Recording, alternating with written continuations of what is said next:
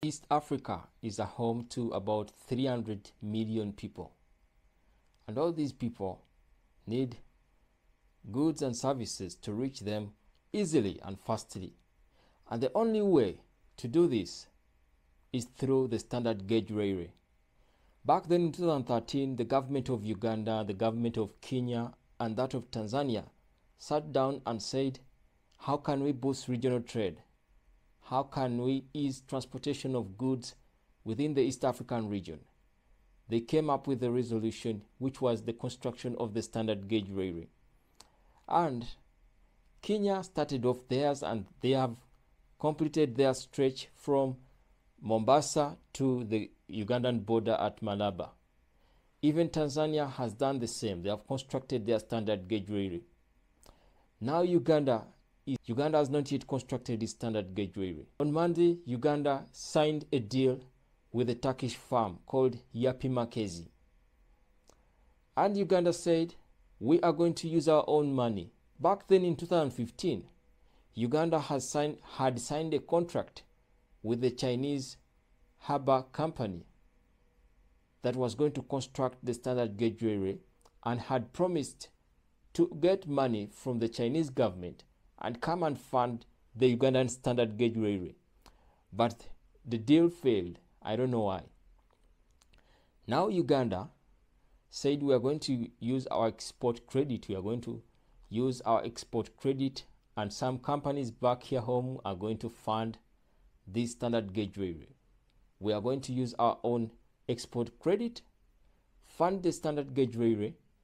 We have signed a deal with this Turkish company to come and construct this standard gauge railway.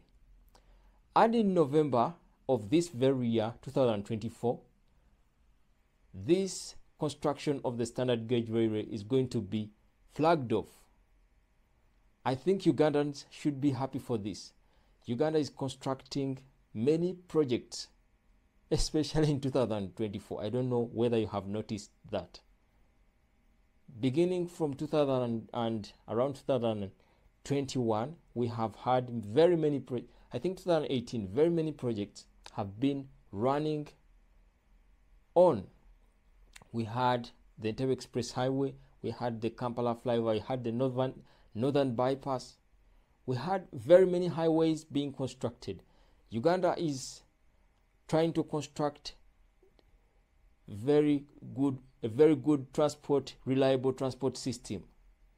And I hope the standard gauge railway will be completed within the 48 months they have said. They have said within 48 months we are going to construct the standard gauge railway and we finish it.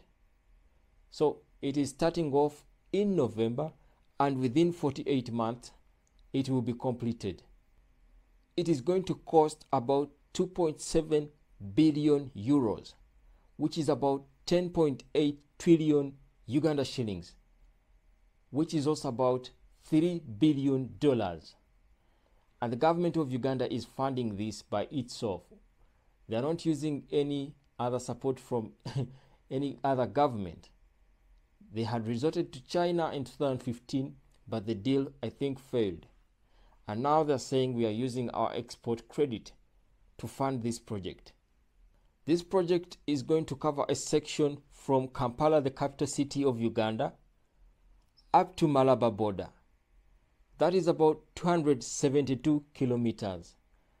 And it is going to take about 4 years to complete this project. This project will reduce transport costs for Ugandans. If you're traveling along that route from Kampala to Malaba, transport costs are going to be reduced. And I think Uganda will not only stop on that section. Uganda may construct other railways from Malaba to the northern section, from Kampala to the southern section and western section. They will construct other railways. Because the president of Uganda has been seen in many speeches talking about how we need the standard gauge railway to reduce transport costs of goods and services around the country, and this can boost regional trade.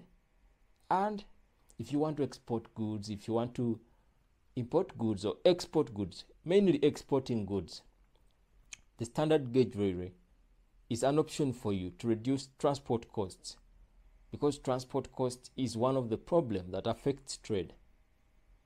So, if the standard gauge railway is constructed, it will reduce the transport costs and boost trade. Thank you for watching the video, guys. Bye bye.